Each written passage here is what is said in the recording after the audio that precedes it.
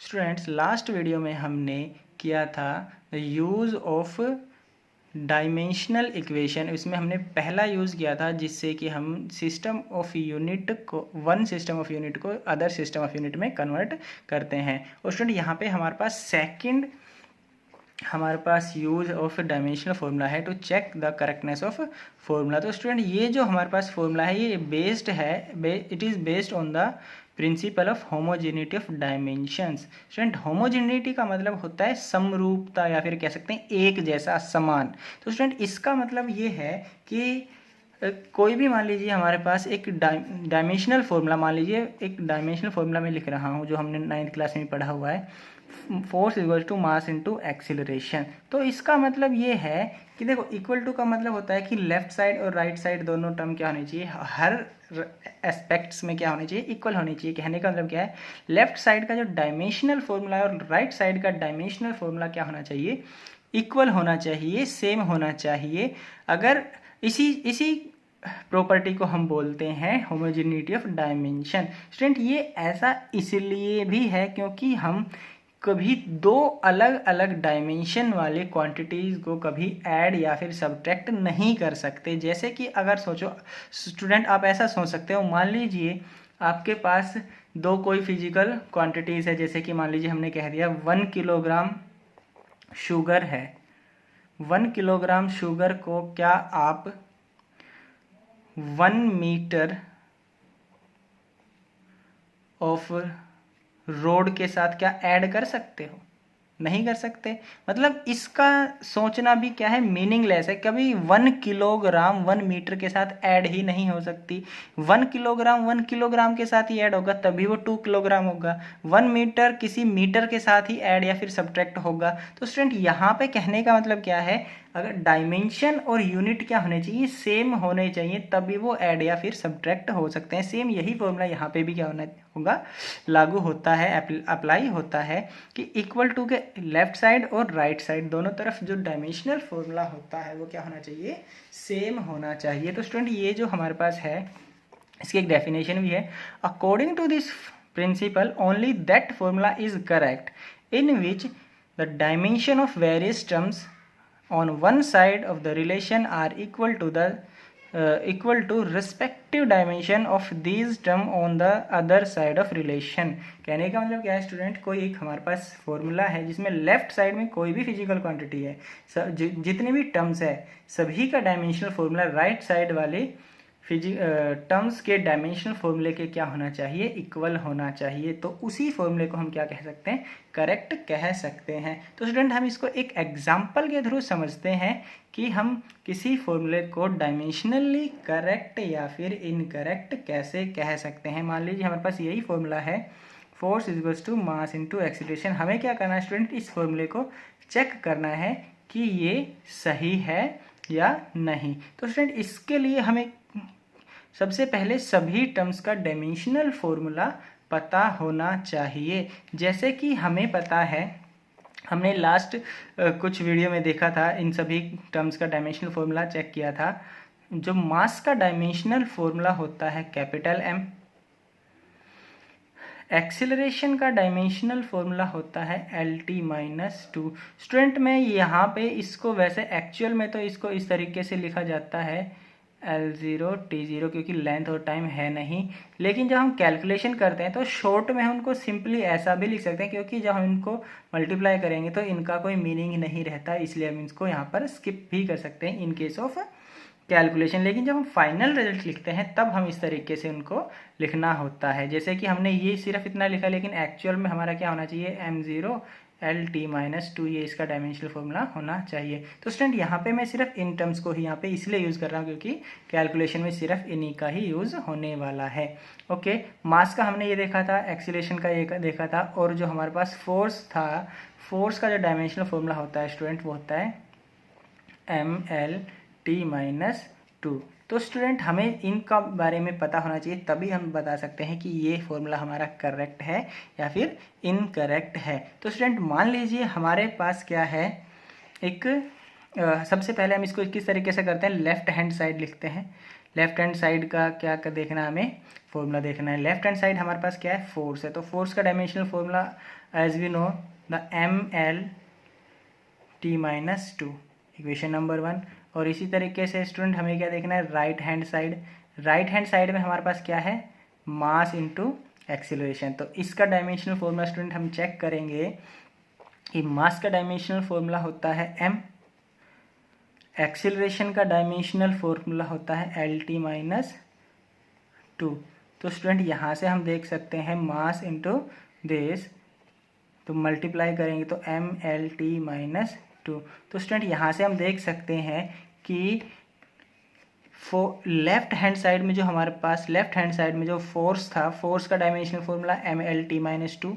Right hand side में mass into acceleration का dimensional formula ये है mL_t-2। ये दोनों क्या है, इक्वल है, यानी हम यहाँ पे कह सकते हैं left hand side and right hand side is equal, then the above formula is correct. The formula will be correct.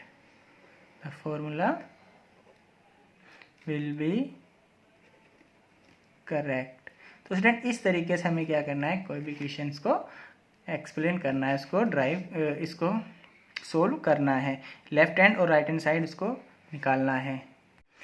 तो स्टूडेंट हम कुछ और एग्जाम्पल भी हम देख सकते हैं इसको अच्छे तरीके से समझने के लिए। मान लीजिए हमारे पास एक और फॉर्मूला है, फोर्स का ही फॉर्मूला, लेकिन उस फोर्स को हम बोलते हैं सेंट्रीपिटल फोर्स। सेंट्रीपिटल फोर्स का एक फॉर्मूला मान लीजिए हमें दिया हुआ है। तो हमारे पास जो फॉर्मूला है वो कुछ इस तरीके से होता है, force will be equal to mass velocity square upon में आर।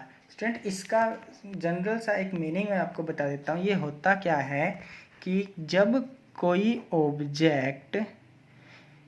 ऑब्जेक्ट जिसका मास m है एक सर्कुलर पाथ में रिवॉल्व करता है, जिसकी रेडियस r है और एक पॉइंट पर उसकी वेलोसिटी क्या है, v है।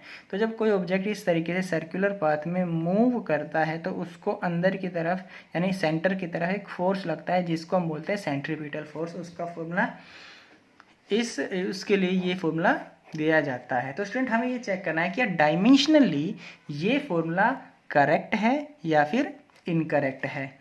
तो स्टूडेंट हम यहाँ पर देख सकते हैं, हमें स्टार्ट कैसे करना है। सबसे पहले तो हमें ये पता होना चाहिए कि इन सभी टर्म्स का डायमेंशनल फॉर्मूला क्या है। तो यहाँ पे स्टूडेंट सबसे पहले हमारे पास फोर्स है, फोर्स का डायमेंशनल फॉर्मूला हमने भी देखा था।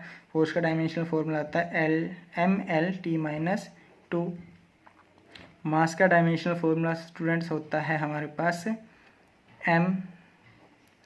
वेलोसिटी का डायमेंशनल फॉर्मूला होता है स्टूडेंट हमारे पास L_t-1, जो कि हमने पिछले लास्ट लेक्चर में भी देखा था जब हमने डायमेंशनल फॉर्मूला को स्टार्ट किया था इस वीडियो को के। और जो r होती है, r स्टूडेंट हमारे पास होती है एक लेंथ, तो लेंथ का डायमेंशनल फॉर्मूला होता है l। तो स्टूडेंट ये वेलोसिटी का डायमेंशनल फॉर्मूला होता है ये, स्क्वायर तो नहीं है ओके।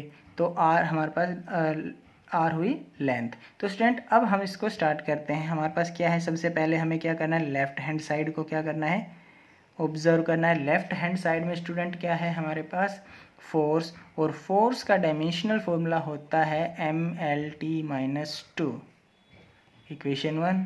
इसी तरीके से हमें क्या देखना है, right hand side. Right hand side में हमारे पास क्या है, mv² upon r, mv² upon r।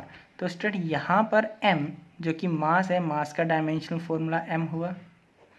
Velocity का डायमेंशनल फॉर्मूला हुआ mL_t-1, और यहाँ पर वेलोसिटी का स्क्वायर है, स्क्वायर लिखिया। r जो कि लेंथ है, रेडियस है, उसका डायमेंशनल फॉर्मूला हुआ l। तो स्टूडेंट यहाँ पे इसको ओपन करना स्क्वायर को, L²t-2l। यहाँ एक l से एक l कैंसिल, और यहाँ पे हमारे पास क्या हुआ, m, एक l कैंसिल हो गया तो एक l बचेगा और t-2।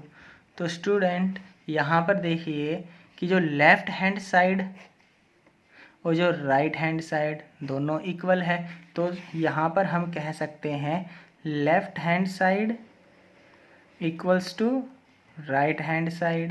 It means this implies the given formula is correct. The given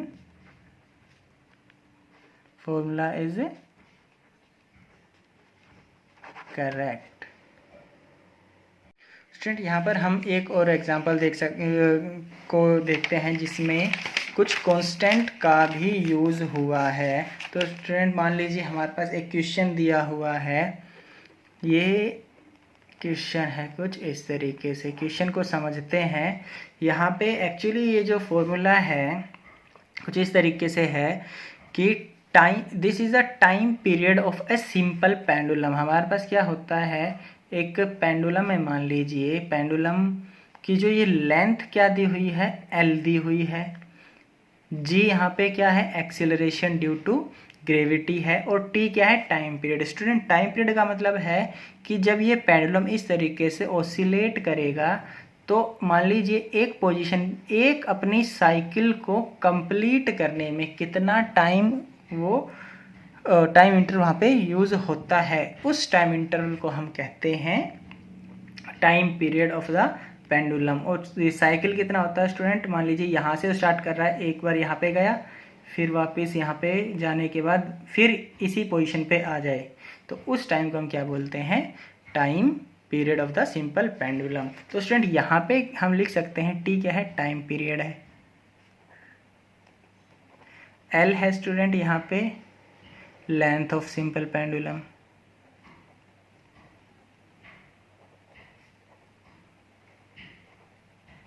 और जी क्या है यहाँ पे student, acceleration due to gravity, जो कि आप 9th क्लास में आपने पढ़ा होगा, एक्सीलरेशन ड्यू पढ़ा था, एक्सीलरेशन ड्यू टू ग्रेविटी।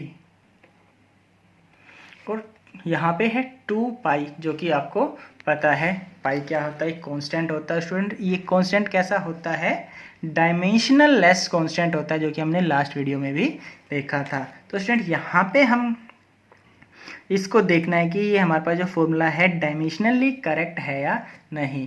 तो हमें पता है टाइम पीरियड का जो डायमेंशनल फॉर्मूला होगा वो टी होगा, लेंथ का डायमेंशनल फॉर्मूला एल होगा, और acceleration due to gravity. Student acceleration due to gravity actual में एक्सीलरेशन ही तो होता है, तो एक्सीलरेशन को जो डायमेंशन होगा वही एक्सीलरेशन ड्यू टू ग्रेविटी का भी होगा, यानी ये एक्सीलरेशन ड्यू टू ग्रेविटी का फॉर्मूला हो गया। तो यहाँ पर हम देखते हैं student left hand side, left hand side में जो हमारे पास टाइम पीरियड है उसका डायमेंशनल फॉर्मूला होगा कैपिटल टी। और राइट हैंड साइड की अगर हम देखते हैं तो यहाँ पे राइट हैंड साइड में है 2 पाई एल बाई जी। तो स्टूडेंट यहाँ पर हमारे पास जो डायमेंशनल फॉर्मूला जो होता है या फिर डायमेंशनल एनालिसिस, ये सिर्फ डायमेंशनल क्वांटिटीज़ के बारे में ही इंफॉर्मेशन देता है। जो डायमेंशनल लेस क्वांटिटीज़ होती हैं उसके बारे में कोई भी इंफॉर्मेशन नहीं देता है। यहाँ पर हमें डायमेंशनल लेस क्वांटिटीज़ को क्या करना पड़ेगा, ड्रॉप करना पड़ेगा, उनके बारे में यहाँ से हमें कोई इन्फॉर्मेशन नहीं मिलती। तो स्टूडेंट ये जो 2 और जो पाई है इनका कोई डायमेंशन नहीं होता, तो इनको क्या कर सकते हैं, यहाँ से ड्रॉप कर सकते हैं। तो यहाँ पर स्टूडेंट हमारे पास जो फॉर्मूला बचेगा, फॉर्मूला हुआ ये एल बाई जी। लेंथ का डायमेंशन होता है हमारा एल, ग्रेविटी का जो डायमेंशन फॉर्मूला होता है L T minus two, L से एल कैंसिल, टी की पावर -2 ऊपर जाएगा, तो हमारे पास स्टूडेंट्स ये हो जाएगा अंडर रूट टी की पावर 2, अंडर रूट से 2 कैंसिल, तो ये हो गया स्टूडेंट टी। तो यहाँ पर स्टूडेंट्स जो देखो लेफ्ट हैंड साइड का डायमेंशनल फॉर्मूला टी है, राइट हैंड साइड का डायमेंशनल फॉर्मूला टी है, यानी हम कह सकते हैं left hand side is equals to right hand side, यानी this given formula will be correct, कह सकते हैं विल बी करेक्ट।